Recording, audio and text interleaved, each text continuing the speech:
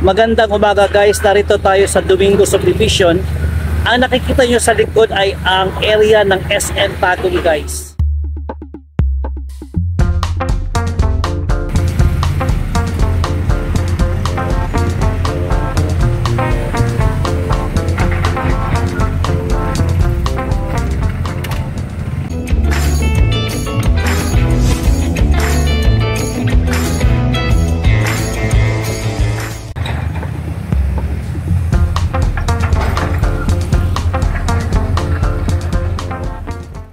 Magandang umaga guys, narito tayo sa Domingo Subdivision.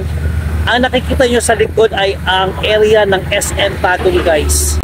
Nagsimula na silang magbungkal, dumating ng kanila mga ibang machineries dito at nagsimula na rin silang magbakod guys. So, videohan natin.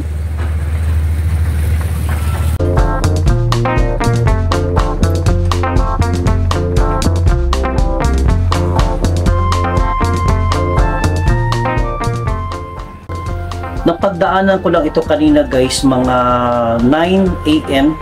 Dumaan ako dito sa Domingo Subdivision at nakita ko itong lugar ng SM guys na pinapatag na nila ang lupa at saka meron ng bakod. At saka kanina guys, maraming sasakyan dito, siguro yung mga high-ranking officials ng mga taga SM. So kaya binidyohan ko na lang. At ito yata ang first day na kanilang trabaho. Hindi ko lang ako sigurado kasi kahapon dumaan ako dito, wala pang ganito ako nakikita.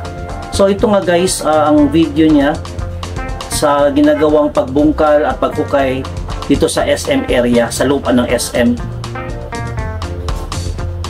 Magtagal-tagal guys, pag matapos na ito ay magiging matraffic na itong lugar na ito.